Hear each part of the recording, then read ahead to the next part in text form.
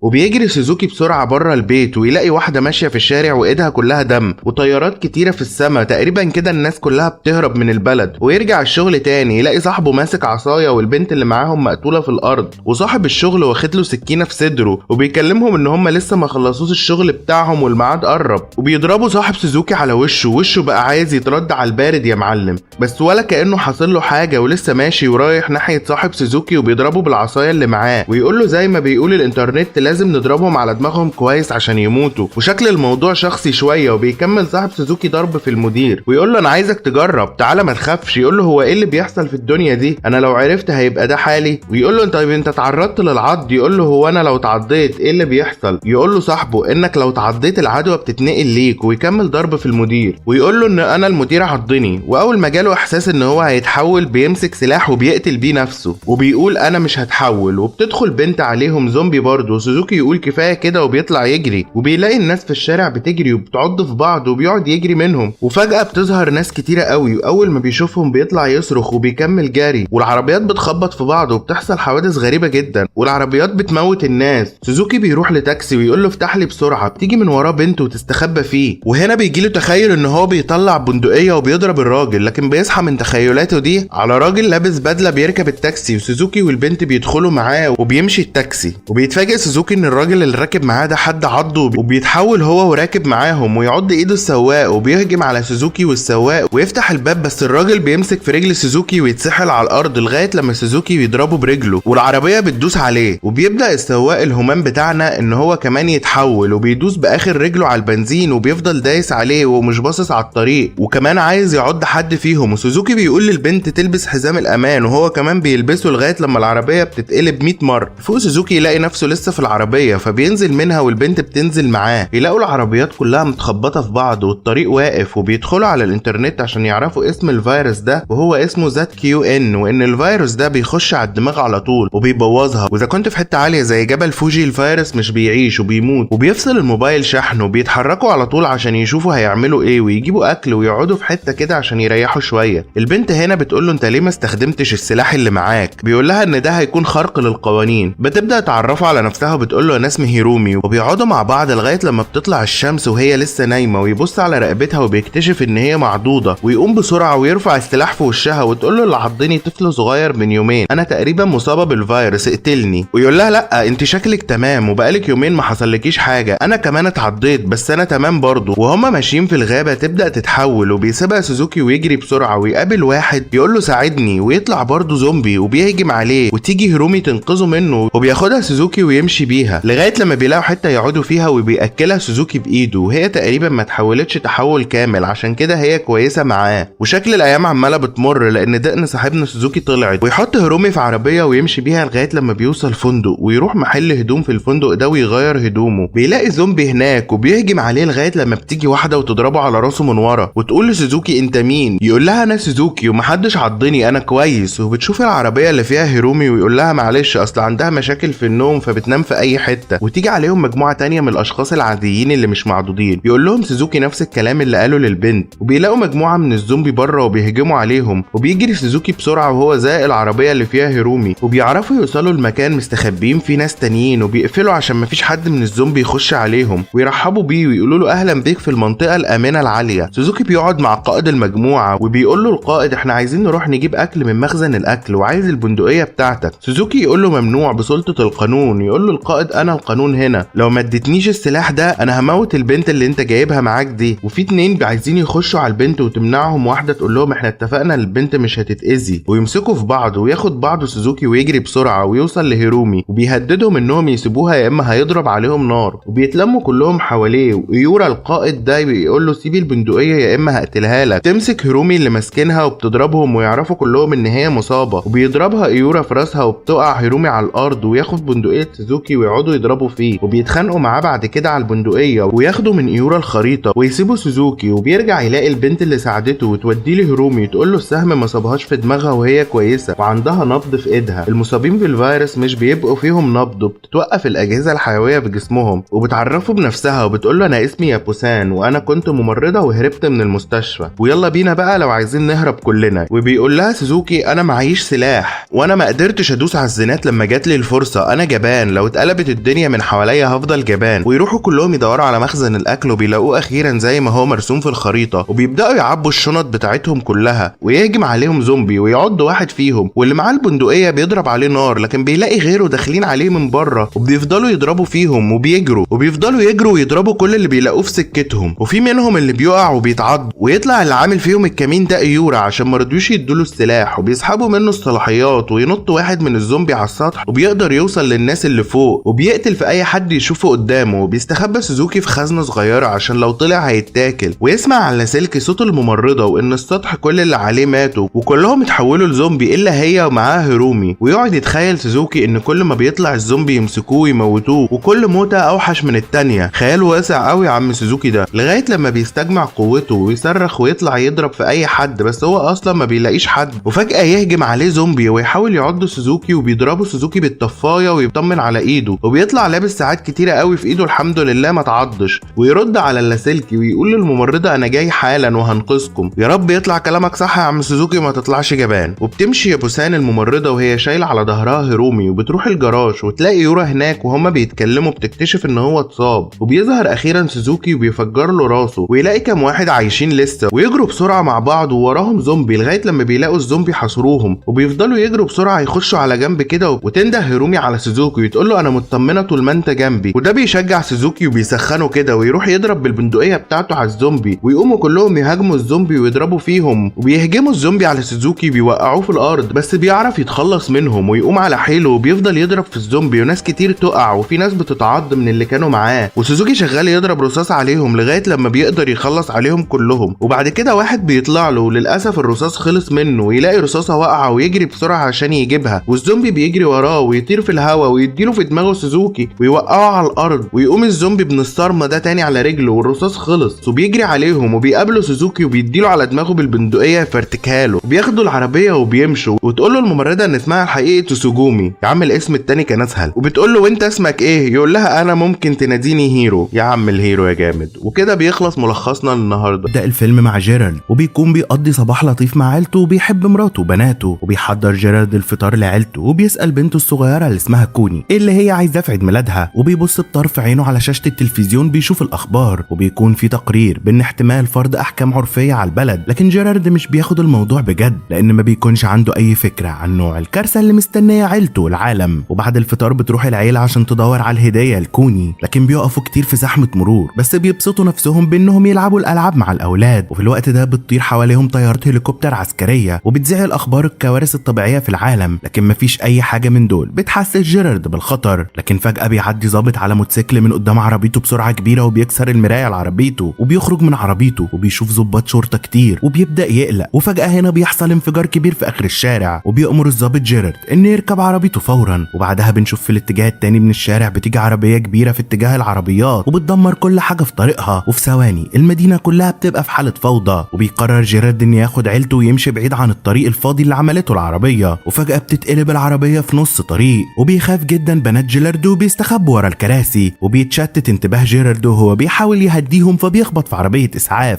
ولما بتحصل لهم الحادثة دي محدش بيروح عشان ينقذهم، وبيكون من الواضح كده إن الناس في الشارع مش مهتمين بأي حاجة، وبيخرجوا من عربياتهم المتكسرة وبيجروا وسط الناس الخايفة، وبيشوفوا ليه الناس خايفة، وده لأن الشوارع بتكون مليانة بالزومبي المجانين وبيقتحموا العربيات وبيفضلوا يعضوا في الناس. وبيلاحظ هنا جيرارد راجل اتعض وبيتلوى على الرصيف، وبيفضل كده لمدة 12 ثانية، وبعدها على طول بيتحول لزومبي وبيهاجم عيلته. وفي الوقت ده بتلاقي عيلة جيرارد عربية سكن مهجورة على الطريق، وبتطلع فوق العربية وبيشوفوا كارثة الزومبي الحقيقية وهي بتحصل. وبيحاول واحد من المصابين انه يطلع فوق العربية، لكن مرات جيرارد بتخرجه وبتسوق العيلة العربية وبتتملي شوارع البلد بالعساكر، وبيفضلوا يحاولوا من غير اي فايدة انهم يحتووا الغزو المرعب. وبينسحب الجيش وبيسيب الناجيين مع حشد اكبر من الزومبي، وبيخرج جيرارد وعيلته من البلد وبيدوروا على مكان يكون امان اكتر، واللي ما بيكونش عارفه ان هو ما بقاش فيه غير عدد قليل من الاماكن. وفجأة بتتصاب بنته الكبيرة ريتشل بنوبة ربو، وبيوقف جيرارد العربية وبيحاول يهدي بنته، وبتدور مراته اللي اسمها كارين على البخاخة بتاعتها، لكن بتفتكر انها سابتها في الشنطة التانية، والبنت بتكون محتاجاها ضروري دلوقتي. وبتيجي هنا مكالمة لجيرارد من صاحبه القريب اللي اسمه تيري، واللي بيكون بيشتغل في الامم المتحدة، وبيبلغوا جيرارد باحداثيات مكانهم، وبيطلب منه انه ياخد عيلته في اقرب وقت ممكن لمكان ما فيهوش زومبي، وبيوعدوا تيري بانقاذهم بس من غير انانية. وما بيكونش جيري عنده اي فكرة عن نوع الخطط اللي حطاها الامم المتحدة لحد دلوقتي. وبيكون تيري بيدور على طيارة هليكوبتر، وفي نفس الوقت بتاخد عيلة جيرارد بندقية من العربية وبتروح لاقرب مول عشان يجيبوا اكل وبخاخة ريتشل. وبيكون السوبر ماركت في حالة فوضى كبيرة، وبتاخد كارين الاكل من على الرفوف في عربية، وبيجري جيرارد وبنته للصيدلية، وهناك بيقابلوا راجل مسلح ما بيهزرش معاه، لكن مع ذلك بيتدخل بسرعة وبيدي جيرارد الدواء اللي محتاجه. وفي الوقت ده بيسمع جيرارد بنته الصغيرة كوني، وبتكون كارين بتتعرض لهجوم من مجهولين بيحاولوا انهم ياخدوا الاكل اللي معاها، وبيضرب جيرارد نار عليهم وبينقذ مراته، وبيدخل ضابط السوبر ماركت بس ما بيهتمش لا بضرب النار ولا الضحايا، هو بيدور على اكل، وكل واحد بيكون بيدور على نفسه بس. وبتخرج العيله بره وبتكتشف ان عربيتهم اتسرقت، فبيقرروا انهم يجروا اتجاه المباني الكبيره عشان ما يضطروش انهم يفضلوا في منطقه زحمه. وبيتصل جيرارد بتيري وبيطلب منه انه ياخدهم من سطح واحد في المباني العاليه في اسرع وقت، لكن هو مش هيقدر يبعت لهم طياره الا في الفجر، ومش ممكن انهم يفضلوا بالليل لان بيكون غزو الزومبي مستمر بره. وفي وقت ما بيتضرب نار عليهم بتجري العيله اتجاه المدخل، وفي الطريق بيلاقي جيرارد راجل بيتجنبوا الزومبي وما بيكونش عارف السبب، بس هم الاكيد عايزينهم لانهم بيجروا وراه هو وعيلته، وبيحاولوا انهم يكسروا عليهم باب المدخل، وبتهرب العيله للسلم، بس كوني بتختفي فجاه في مكان وبيلاقوها قدام باب شقه غريبه لما بتصوت، وبيكون في عيله من ناجيين من امريكا اللاتينيه عندهم استعداد انهم يخبوهم، وبيكون ابنهم الصغير اسمه تومي وبيتكلم انجليزي، فبتبقاش في اي مشكله في انهم يتفاهموا مع بعض، وبيقدموا لهم اكل وبيسمحوا لهم يفضلوا معاهم بالليل. وبيسمعوا كلهم اعلان في الراديو بيطلب من الناس انهم يفضلوا في بيوتهم لمده كام اسبوع. وبيصحى جيرارد في الفجر وبيقترح ان العيله اللاتينيه اللطيفه دي تروح معاهم، بس بيكونوا خايفين من انهم يسيبوا بيتهم وبيرفضوا. وبتستعد عيله جيرارد كويس عشان تجري للسطح، وكل حاجه بتكون ماشيه كويس في الاول، بس الزومبي بيهاجموهم فجاه على السلم، وبتجري العيله بسرعه للسطح وبيغطيهم جيرارد، وبيخرج المصابين. ولما بيكون بيتخانق معاهم بيدخل زائل زومبي احمر في بق جيرارد، وبيخاف جدا انه يكون بقى اتصاب، وبيجري بسرعه للسطح وبيقف على الطرف، وبيفضل واقف 12 ثانيه عشان ما يأذيش عيلته لو اتحول، لكن جيرارد بيفضل بشري. وعلى السطح بتستخدم كارين اضواء الاشاره عشان طياره الانقاذ تشوفهم، وبينضم لهم تومي بعد ما الزومبي هاجموا عيلته. وفي الوقت اللي بيركب فيه الاطفال وكارين الطياره بيحاول جيرارد انه يصد الزومبي اللي بيقربوا منهم، وفي ضابط عسكري بيغطيه، وبينط في الطياره مع عيلته في اخر لحظه وبينتهي الخطر. وبتاخد الطياره العيله لسفينه في المحيط الاطلسي، وبيكون متجمع هناك عدد كبير جدا من العساكر واصحاب الرتب العاليه مع اهلهم، وبيدوا عيله جيري مقصوره منفصله. وبيكون تيري عايز حاجه من جيرالد، وبيقول له ان الحكومه الامريكيه انتهت، وان المشاكل دخلت في كل ركن من اركان الارض، وان الناس ما عندهاش موارد كفايه عشان تحارب الفيروس، وبيحاولوا او حتى يفهموا مصدره. وبيحاول فريق من العلماء كبير جدا يفهم اللي بيحصل، لكن الامل الاكبر والرئيسي في انهم ينقذوا البشريه بيقع على عالم فيروسات شاب موجود في جامعه هارفارد اسمه اندرو فاسباك، واللي بيعتقدوا انه ممكن يدرس الفيروس وتطوير لقاح ضده، لكن عشان يعمل ده محتاجين يفهموا هي جت منين الاول. وبتبدا السفينه تناقش بنشاط اقدم الرسائل والوثائق اللي بتتكلم عن الزومبي، واللي بتأدي كل الطرق لقاعده في كوريا الجنوبيه، واللي مفيش اتصال معاها دلوقتي، وممكن يكون اتنشأ الفيروس هناك. وبيقرروا انهم يبعتوا عالم الفيروسات الشاب اندرو لكوريا الجنوبيه، بس مش هيقدر ان يعمل ده لوحده، فمين اللي ممكن يروح معاه؟ وبيقرب جيرالد من ضابط عسكري برتبه عاليه، وبيكتشف ان جيرالد نفسه كان بيشتغل في الامم المتحده، وانه كان خبير كبير. وبيصر الجيش ان جيرالد لازم يحافظ على حياه اندرو ويساعده في التحقيق في اسباب المرض. وبيفهم كده جيرالد ايه سبب نشاط تيري في ان هو ينقذه هو وعيلته. وبعد كل اللي بيحصل ما بيكونش في مساحه كبيره على السفينه، وانهم مش بيسمحوا الا ان يفضل عدد قليل من المختارين. وبيلمح الضابط كده ان لو جيرالد رفض المهمه هينزلوا عيلته على الشاطئ. وبيشرح جيرالد لمراته خطوره الموقف، وانه هو لازم ينفذ الاوامر طالما ان عيلته موجوده في امان. وبتكون كارين مصدومه من الخبر، وبيدي جيرالد مراته تليفون عشان تتصل بيه، وبيودع عيلته وبيوعدهم ان هو هيرجع قريب. وبيضم فريق انقاذ البشريه جيرالد واندرو ومجموعه من العسكريين، وبيركبوا كلهم طياره لكوريا الجنوبيه. وطول الطريق بيوجه جيرالد عالم الفيروسات لاجراءات السلامه، وبيشاركوا اندرو بثقته في ان العمليه هتنجح، وان هو معجب بالطبيعه وكل اختراعاته المرعبه لانها بتكون عايزه البشر يكتشفوا اسرارها حتى الفيروس. وبتوصل السفينه وبتبدا تنزل بعض الركاب، ولحسن الحظ ده مش بيأثر على عيله جيرالد لانهم ما يعرفوش ان الامتيازات اللي هم فيها دي مش دايمه. وبيطير فريق جيرالد للقاعده في كوريا الجنوبيه، وبتضطر الطياره للهبوط بسبب الظلام، وما بيكونش فيه مراقبين حركه جويه تحتها. وبيبدا الفريق انه يخرج من الطياره ويواجه الزومبي، وبسبب كده بيموت مجموعه من العساكر، وده بيخوف اندرو وبيأذي نفسه بالغلط بمسدسه. وبيساعد العساكر جيرالد انهم يوصلوا للقاعده، وبيكونوا متعصبين جدا من وصول المجموعه الامريكيه لان الافضل ان القاعده تفضل بعيد عن الانظار. واتضحت ان الزومبي بينجذبوا للضوء، والطريقه الوحيده عشان يموتوا هي انهم يتضربوا بالنار في راسهم او يتحرقوا. وبيشرح جيرالد ان المرضى مالوا العالم كله، وانهم هيحطوا حد لده. وبعد كده بيسأل جيرالد عن رساله بتتكلم عن الزومبي وصلتهم من القاعده من يومين، وبيوري له قائد القاعده الاوضه المحروقه، وان هنا تمت محاوله ربط اول شخص اتصاب بالفيروس في سرير، لكن بيتعرضوا كلهم للعض، وان الجيش كان لازم يتعامل معاهم، وكان اول زومبي في في القاعدة دكتور عسكري راح من فترة قريبة القرية عشان يشوف مريض غريب وعضوا المريض ده، وما بياخدش جيرالد إجابات محددة لأسئلته، لكن بيعرف إن في واحد من الجنود كان في وسط الفوضى بس الزومبي اتجنبوه. كمان بيقابل موظف سابق في CIA تم القبض عليه وهو بيبيع سلاح في كوريا الشمالية، وبيقول له الراجل إن كل المواطنين في كوريا الشمالية شالوا أسنانهم لمنع الزومبي من إنهم يكتروا، وبيقول له كمان إن إسرائيل لقيت طريقة للتعامل مع الزومبي وبنوا حائط كبير حوالين القدس لأنهم عرفوا من قبلها بموضوع الزومبي. وبينصح الراجل جيرارد إنه يتكلم مع الحكومة هناك، وبيكون جيرارد هيسافر إسرائيل وبيتصل بكارين ويبلغها، لكن مش بتكون في شبكة، وبيمشي ومعاه عساكر عشان يقدر يركب الطيارة، وبيمشوا بالراحة وبيكونوا الزومبي نايمين. بس بعد كده بتيجي مكالمة لجيرالد من كارين وصوت التليفون بيصحيهم وبتحصل معركة شرسة بينهم، وبيتبقى عدد قليل اللي عايش، وبيركب جيرالد الطيارة وبعدها بيقفلوا على نفسهم وبيطيروا بسرعة. ولما بيقربوا من إسرائيل بيتصل جيرالد بمراته، لكن مش بتطول المكالمة لأن بتقطعه قنبلة نووية متفجرة لما بيقرب من إسرائيل. وبيقدر جيرالد إن ياخد إذن بإنهم يهبطوا وإنه يقابل السلطات هناك. وبيقابل جيرالد عضو في الموساد وهو يورجن اللي بيقول له إن إسرائيل وصل لها رسالة من جنرال هندي عن معارك مع الزومبي، وده خلاهم إنهم يبنوا الجدار بسرعة. لكن يورجن ما بيكونش برضه عارف ظهر فين لأول مرة المرض، لكن المهم إنهم ينقذوا أكبر عدد من العالم دلوقتي، وإنهم بيستقبلوا اللاجئين اللي لسه عايشين. وبيهتف اللاجئين بصوت عالي، وده بيجذب الزومبي من ورا الجدار، وبيبدأوا يطلعوا على الجدار فوق بعض وبينطوا على الناس، وبيحاول الجيش يحتوي المصابين، لكن بيكون الزومبي كتير وبيعضوا الناس فعلا، وبتغرق البلد في الفوضى لأن الزومبي بيتحركوا أسرع من كل الناس. وفي الآخر بيأمر يورجن جندية اسمها سجن إنها تنقذ جيرالد وتوصله لطيارته، وبيحاولوا الرجالة إنهم يوصلوا لمكان آمن، لكن الزومبي بيوصلوا إنهم يخترقوا كل الدفاعات. لكن فجأة بيكتشف جيرالد راجل والزومبي مش بيهتم بيه برضه، وبيكملوا من قدامه، وبتدافع سجن عن جيرالد والباقي بس بتتعرض للعض في إيدها. وبيقرر جيرالد عشان ينقذ البنت يقطع دراعها على أمل إن الفيروس ما ينتشرش، وفعلا ما بتبقاش زومبي لكن بتصرخ من الألم. وبيتحمل جيرالد المسؤولية بتاعتها وبيساعدها توصل للمطار، لكن للأسف بتكون اختفت طيارته. وبيوقف الجيش طيارة ركاب من بيلاروسيا عشانه، وبيكون في ناس كتير على الطيارة، والطاقم ما بيكونش عارف هو هيطير فين، لكن الهدف الأساسي دلوقتي إن هو يطير وتهرب من الزومبي. وفعلا بتغادر الطيارة وبيهدى جيرالد وبيبدأ يعالج جرح سجين، وفجأة بيفتكر كل اللي حصل له وبيظهر له الصورة الكبيرة، وهو إن الزومبي من الواضح إنهم ما بيأذوش اللي عندهم أمراض خطيرة. وبيتواصل جيرالد بسرعة مع تيري وبيطلب منه إن يلاقي أكبر مركز طبي بينتج اللقاحات ويوجه الطيارة لهناك. وبيكلم تيري الطيارين وبيأمرهم إنهم يروحوا مركز الأبحاث في كارديف، وفي الوقت ده ما بيقدروش إنهم يعصوا الأوامر، وبتفتح المضيفة بالغلط عنبر الشحن وبيخرج الزومبي، وبتكون المقصورة التانية بقيت في حالة فوضى. وبيطلب جيرالد من ركاب الدرجة الأولى إنهم يلتزموا الصمت ويحاولوا يحصنوا الممر، لكن بتفشل الخطة وبيدخل الزومبي للدرجة الأولى وما بيكونش في مفر من إن الكل يتصاب. وبيقرر جيرالد إنه يتصرف وبياخد قنبلة من سجين وبيرميها على الزومبي، وبتنخفض درجة حرارة المقصورة وبينزل واحد من الزومبي في التوربينات. وبيقدر جيرالد وسجين من إنهم يفضلوا في أماكنهم، لكن بسبب الأضرار اللي حصلت في الطيارة بتتحطم الطيارة في الغابة. وبينجو جيرالد بس بيكون اتصاب بجروح كتير، وبتكون اتدمرت غرفة القيادة وما بيكونش في حد نجي غير جيرالد وسجين. ولحسن الحظ إن الطيارة وقعت قريب من مركز كارديف، وبتساعد سجين جيرالد المصاب في إنهم يوصلوا لهناك. ولما بيوصلوا البوابة بيغمى عليه، وفي المرحلة دي بتعرف السفينة إن الاتصال بالطيارة اتفقد، ومحدش غير تيري بيحس إن جيرالد لسه عايش، وده معناه إنهم هيطردوا عيلته من السفينة. وبتاخد طيارة هليكوبتر عيلة جيري المكان مش معروف، وبيهتم تيري بيهم بس ما بيقدرش يعمل لهم أي حاجة عشان يساعدهم. في الوقت ده بيكون جيرالد بيتعافى من الجراحة، بس المسعفين في المركز مش بيثقوا فيه وبيفضلوا يسألوه أسئلة كتير، لكن الراجل بيقلق على عيلته وبيطلب منهم يتصلوا بالسفينة. وبيرد تيري على التليفون وبيوضح لجيرالد إن ممثل الأمم المتحدة محتاج مساعدتهم، وبيضطر إنه يقول له إن عيلته اتبعتت في مخيم من اللاجئين، وإن ممكن تكون الدنيا هناك أخطر من السفينة. وده بيغضب جيرالد جدا وبيفضل ينتقدهم وينفعل، وبيقول له مدير المركز الطبي إن هو كان عنده عيلة لكن اتحولوا لزومبي. وبيقرر جيرالد إنه يكون حساس أكتر وبيشرح هو جه هنا ليه. وبيطلب جيرالد من الفريق الطبي حقنة بفيروس خطير بس بيكون قابل للشفاء، وبيكون شايف إن ده تمويه وبيخلي الشخص مش متشاف من الزومبي، وما بيكونوش شايفين إن ده علاج. لكن إيه اللي هيحصل لو المريض المصاب بالمرض ده فضل عايش فعلا؟ وبيعترف الفريق الطبي إن جيرالد ممكن يكون عنده حق، وبعد كل حاجة ما بيهتمش الزومبي بضحية مريضة، وإن لو ده صح ممكن يصيب الجيش بفيروس آمن عشان يقدروا يتمكنوا إنهم يحاربوا الزومبي. وبيكون الكل مستعد إن يعمل التجربة، لكن المشكلة إن عينات الفيروس في الأوضة التانية، والأوضة دي مليانة مليانة بحوالي 80 زومبي مصاب، وبيدرسوا التصميم، وبيستعد جيري وسجين ومدير المركز الطبي للدخول، وبيلفوا دراعاتهم وبيشيلوا السلاح وبيتوجهوا للقسم واللي من المستحيل اصلا انهم يرجعوا منه، وبيحاولوا ما يعملوش اي صوت وبيشقوا طريقهم للمكان. ولما بيشوفوا الزومبي نايمين بيتجمدوا وبيحاولوا انهم يفضلوا هاديين، وبيراقبهم الطاقم الطبي الناجي من الكاميرات، ومع ذلك بيخرج صوت وبيلاحظهم الزومبي، بيفضلوا يجروا وراهم وبينفصلوا عشان يربكوهم، وبيقدر جيرارد ان يموت مجموعة منهم وبيكمل في طريقه. وبتدخل سجين ومدير المركز في قتال مع الزومبي، وبيضطروا انهم يرجعوا للمكان الامن، وبيجري وراهم حشد من الزومبي كبير. وبيكون جيرارد في المختبر لوحده اللي فيه الفيروسات الخطيرة، وبياخد صندوق مليان بيها وبيقرر يرجع للناجين الباقيين، لكن ما بيكونش عارف يحقن نفسه بايه بالظبط. لكن الزومبي بيظهروا فجأة عند باب المختبر، ما بيكونش قدام جيرارد غير حل واحد، لان حتى الطاقم الطبي ما يعرفش ايه الافضل للحقن واذا كان هو هينفع اصلا الفيروس ده ولا لا. وبيطلب من الفريق الطبي انه يقول لعيلته ان هو بيحبهم، وبيحقن نفسه في فيروس اختاره بشكل عشوائي، وبيستنى شويه وبيراقب الزومبي من ورا الازاز. وبعدها بيفتح الباب وبيشموا الزومبي لكن مش بيعضوا، وهنا كده بتنجح خطه جيرالد، وبيتجاهلوا الزومبي وبيبعدوا. وبعدها بيوصل للدكاتره وبيحقنوه من الفيروس وبيروح لعيلته، بيكونوا عايشين وصحتهم كويسه ومستنيينه على الشاطئ. وبفضل جيرالد الناس اخدت فرصتها في انهم يعيشوا، وبيطور العلماء لقاحات ضد عضات الزومبي، وكل بلد بتلاقي طريقه عشان يكافحوا المرض. وبيرجع جيرالد لعيلته، وكده بيكون خلص ملخص فيلمنا النهارده. ازيكم عاملين ايه؟ النهارده فيلمنا اسمه ليتل مونستر،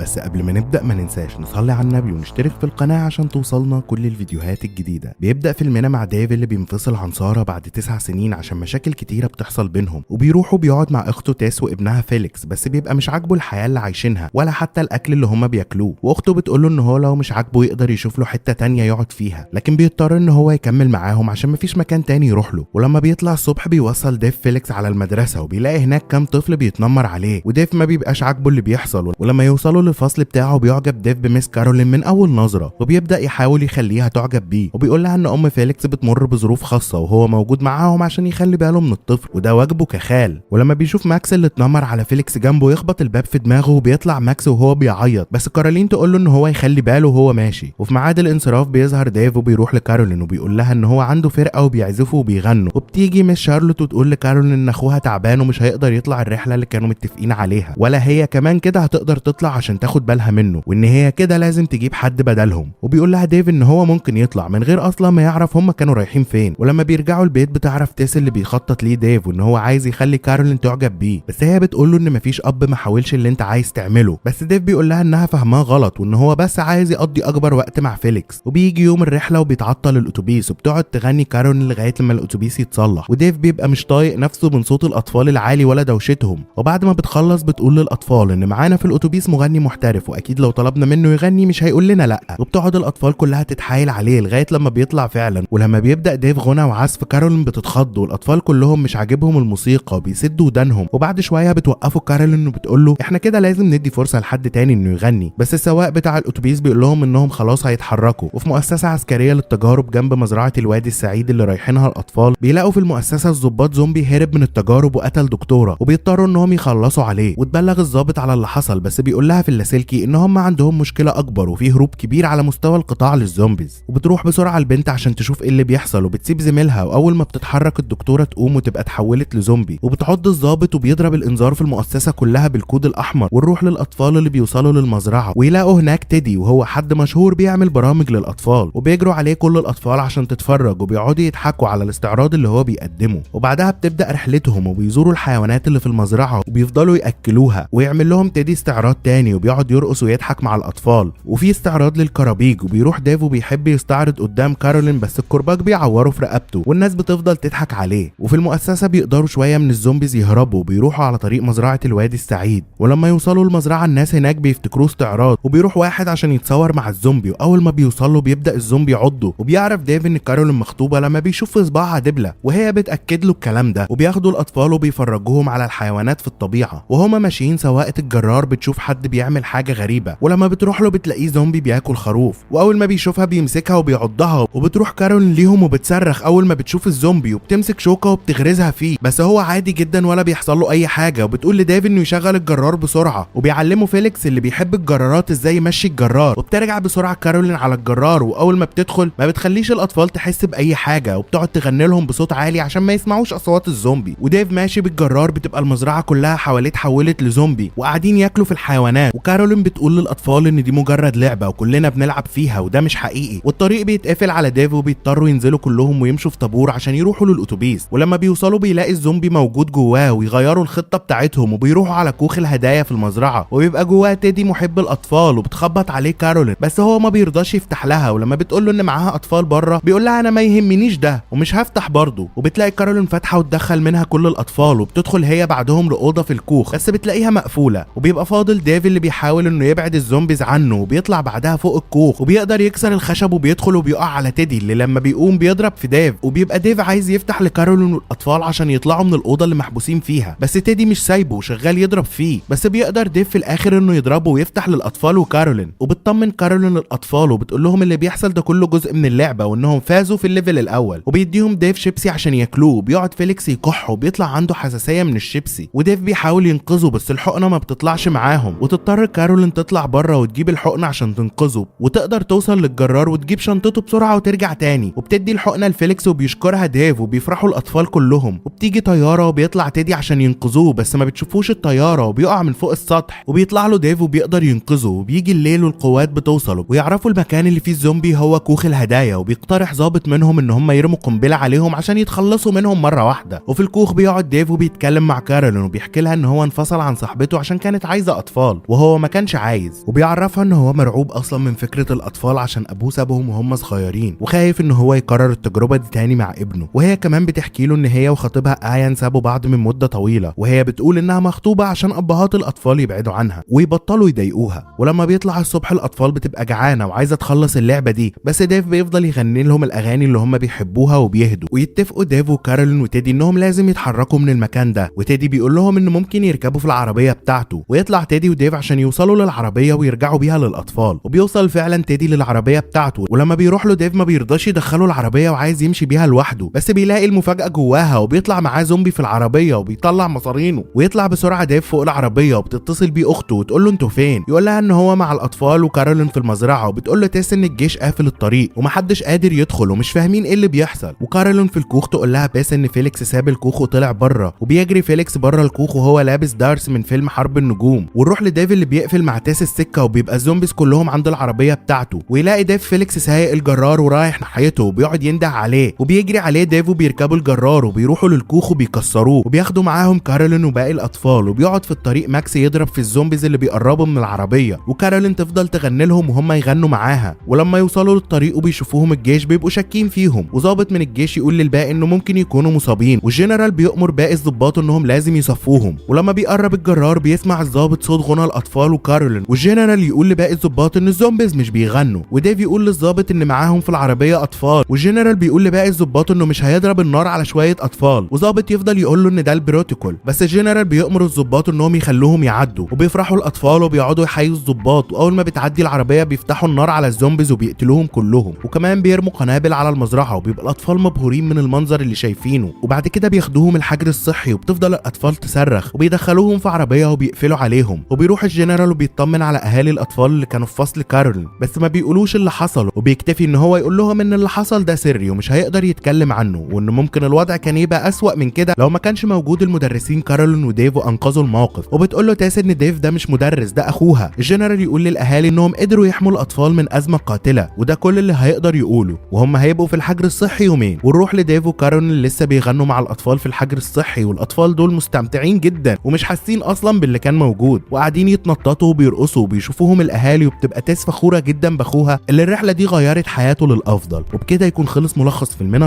النهارده هنعمل فيلم الرعب والاثاره سكول لايف، وقبل ما نبدا ما ننساش نصلي على النبي ونشترك في القناه عشان توصلكم كل الفيديوهات الجديده. يبدا فيلمنا مع كيرمي اللي بتكون نايمه في المدرسه، ولما بتصحى من النوم بتغير هدومها وبتروح لسان ويوكي اللي كانوا بيحضروا الفطار، وبتروح يوكي بتنده على المدرسة بتاعتهم اللي اسمها ميجومي عشان تاكل معاهم، وبيقعدوا كلهم ياكلوا مع بعض. وبعدها بيطلعوا البنات الثلاثة عشان يشوفوا الزرع بتاعهم فوق السطح، وبياخدوا اللي زرعوه تنزل يوكي وبتقول لبنات فصلها انها بتحب المدرسة قوي وكمان بتحب نادي الحياة اللي هي مشتركة فيه، ومعاها سان وكيرمي. وفي اللحظة دي بيدخلوا عليها سان وكيرمي وتقول كيرمي ليوكي يلا عشان عايزين يتحركوا، وبتضحك لهم يوكي. وفجأة كل حاجة من حوالين يوكي يتغير شكلها وبتطلع بتكلم نفسها والستاير تكون مليانة دم، وبتطلع المدرسة اللي هم موجودين فيها دي مهجورة وفي زومبي في كل مكان في المدرسة، وبيبقوا كاتبين فوق سطح المدرسة رسالة استغاثة عشان لو في أي طيارة معدية تنقذهم. وتروح سان ومعاها كيرمي عشان ينزلوا الكافيتيريا ويحاولوا يجيبوا منها اي اكل عشان الاكل خلص. وبتسأل كيرمي على يوكي وتقول لها سان انها مع ميجومي بتديها حصة. وبتقعد يوكي في الحصة وفاكرة ان حواليها زمايلها الطلاب، وشكل الصدمة بتاعت الزومبي لسه مأثرة عليها ومش مصدقة اللي بيحصل. وبيبصوا عليها سان وكيرمي وبيلاقوها قاعدة لوحدها مع ميجومي وبتضحك. وبيكملوا سان وكيرمي طريقهم للكافيتيريا، وتقول كيرمي لسان ان كان المفروض حد يجي وينقذهم وهي مش عارفة هيقدروا يعيشوا لغاية امتى في المكان ده. وبيفضلوا البنتين ماشيين في هدوء لغاية لما بيشوفوا الزومبي قدامهم، وبترمي سان كور جولف ويمشي الزومبي ورا الصوت بتاعها ويتحركوا هما بسرعة بعيد عنهم. وبيستخبوا بعدها من الزومبي، بس التاني بيشوفهم وبيهجم على كيرمي، وواحد تاني بيهجم على سان وبتقعد سان تضرب فيه ويمسك بعدها في رجليها. وتخلص كيرمي على الزومبي اللي معاها وتروح بسرعة تنقذ صاحبتها قبل ما يعضها الزومبي. ويوصلوا بعدها أخيرا للكافيتيريا وبيقعدوا يدوروا على أكل، وبتسمع كيرمي صوت وتروح عشان تشوف في إيه، وبتهجم عليها واحدة وبيقعدوا يضربوا في بعض. بس بعدها بتكتشف انها مش زومبي، وبياخدوها كيرمي وسان ويطلعوا ليوكي وميجومي وبيطمنوا هناك انها مش مصابة وتقول لهم ان اسمها ميكي.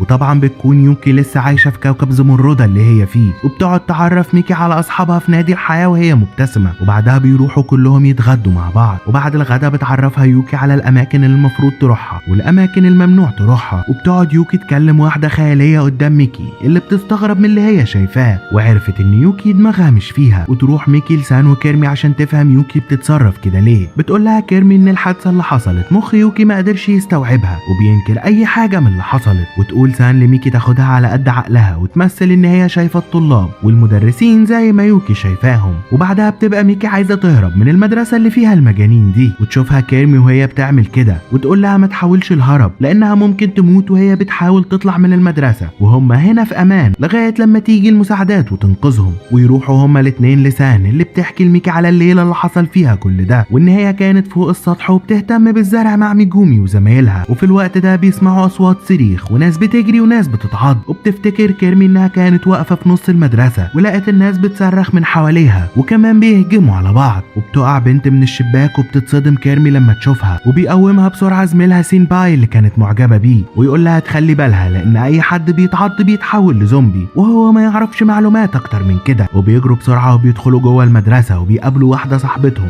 بس كانت اتعضت، وتحاول كيرمي تساعدها بس عينها بتتحول ولسه هتعض كيرمي بيحط سينباي ايده وبياخد العضه بدل كيرمي. وبيطلعوا بعدها للسطح وبيلاقوا هناك سام وميجومي ويوكي اللي كانت بتصرخ، وفوق السطح بيقفلوا البنات الباب عشان محدش يطلع لهم. وبيتحول بعدها سينباي وبتضطر كيرمي تضربه وبيقع على الارض. وبنرجع بعدها للوقت الحاضر وبيناموا البنات كلهم مع بعض في الفصل. وبيطلع الصبح وبتشغل ميكي اغنيه في الميكروفون بصوت عالي وبيتلموا عليها الزومبي، وبتهرب بسرعه بره المدرسه وبتشوفها يوكي وتقول لها تخليها معاهم وما تمشيش. وبيسمعوا سان وكيرمي الموسيقى وبيعرفوا ان ميكي عايزه تهرب، وبيتلموا بعدها الزومبي على ميكي ويوكي وبتقعد ميكي تضرب فيهم. وبيطلعوا على عربيه كبيره وبتفضل ميكي تصرخ وهي مرعوبه من اللي بيحصل. وبتظهر كيرمي وبتشتت انتباه الزومبي عن العربيه وبتقول لميكي ويوكي يرجعوا بسرعه للمدرسه. وبتاخد يوكي ايد ميكي وبتبقى متخيله انهم في سباق وبيقعدوا يجروا بسرعه وهم بيهربوا من الزومبي. وفي خيالات يوكي انهم خلاص هيكسبوا السباق ويفوزوا بالمركز الاول، وبيقدروا اخيرا يدخلوا المدرسه وبتعدي المشكله دي على خير. وبعدها بتدي كيرمي لميكي حديده وبتقول لها انها تفضل معاهم وتقاتل الزومبي لغايه لما المساعدات تيجي وتنقذهم. وبتشكر ميكي كيرمي عشان انقذتها وهتفضل معاهم وهتسمع كلامها دايما. وبتقول لها كيرمي انهم لازم يضربوا شويه زومبي عشان يقدروا يروحوا على الاوضه بتاعه الوقايه من الكوارث لان ممكن يلاقوا فيها كل الادويه. ويدخلوا فعلا كيرمي وميكي وبيقعدوا يضربوا في الزومبي، وبعدها بيوصلوا للاوضه وكمان بيجيبوا باقي الفريق وبيبقوا فرحانين قوي من كميه الاكل والادويه الموجوده في الاوضه. وبيشكروا اداره المدرسه الجميله على الحاجات دي وبياخدوا معاهم الكراتين وبينقلوها. وفجاه بيهجم عليهم سينباي، واول ما بتشوفوا كيرمي بتعرفه وبتبقى مش قادره تضربه بتضربه، بس سان بتنقذها وبتقعد تضرب فيه لغاية لما بتخلص عليه، ويكملوا شغل بعد كده ويرصوا المعلبات اللي جابوها، وكمان بيسدوا الأماكن المفتوحة عشان الزومبي ما يدخلوش عليهم. وبالليل بيقعدوا كلهم يبصوا على النجوم، وبتسألهم ميكي عايزين يعملوا ايه لو طلعوا من هنا على خير. تقول لها يوكي ان هي بعد ما تتخرج ان هي عايزة تشتغل على طول، وسان بتقول لهم ان هي عايزة تخش الجامعة الأول، ودايما كانت بتحب شكل البنات اللي في الكلية. وكيرمي تقول ان هي عايزة تبقى رياضية عشان بتحب الرياضة. وتبقى ميكي من رأي سان وعايزة تروح الجامعة، وتقول لهم يوكي لازم كلهم يروحوا الجامعة مع بعض ويبقوا أصحاب للأبد. ولما يطلع الصبح بيبقوا مجهزين مفاجأة للمدرسة ميجومي، ولما بتفتح عينها بتلاقي البنات عاملين حفلة في نادي الحياة المدرسي، وبيفضلوا يهزروا ويضحكوا مع بعض. وفجأة بيسمعوا صوت انذار الحريق، وبينزلوا كلهم عشان يشوفوا ايه اللي بيحصل، ويشوفوا زومبي مولع نار. وكمان بيقدروا باقي الزومبي يكسروا الحاجز اللي كانوا عاملينه البنات، وبيتصدموا البنات من المنظر وبيبقوا مش عارفين يعملوا ايه، وبيجروا بسرعة. وبيهاجم الزومبي على البنات، والبنات بيضربوا فيهم وبيدافعوا عن نفسهم. وبيقدروا الزومبي المحبوسين في الفصول انهم يكسروا الباب ويطلعوا بره. وتطلع كيرمي بسرعة فوق السطح، وبتلاقي حاجة عالية وبتطلع فوقها. وميكي وسان لسه بيهربوا من الزومبي، وبيقدروا يوصلوا للفصل بتاعهم وبيقفلوا الباب عليهم، وبيتملي المكان بالزومبي المولع والدخان. وبتقعد يوكي ماشية ومش قادرة تستحمل الدخان، وبتقع في الأرض وهي بتكح، وبتشوف قدامها زومبي مولع وبتفضل تصرخ وبيغمى عليها. وبيقدروا الزومبي يكسروا الباب على سان وميكي ويدخلوا. وبتبص كيرمي على السطح اللي فيه الزرع بتاعهم وبتلاقيه اتحرق. وبتتخيل كيرمي ان سينباي جنبها، وبيقول لها سينباي انه معجب بيها زي ما هي كانت معجبة بيه، واللي خلاها يعجب بيها ان هي عندها قوة وعزيمة كبيرة، وانها لازم تقاتل عشان تعيش وما تحاولش تستسلم ابدا. وفي اللحظة دي بتفوق كيرمي وبتنط وبتاخد الجاروف بتاعها، وبتقعد تضرب في الزومبي، وبتنزل على الأوضة بتاعتهم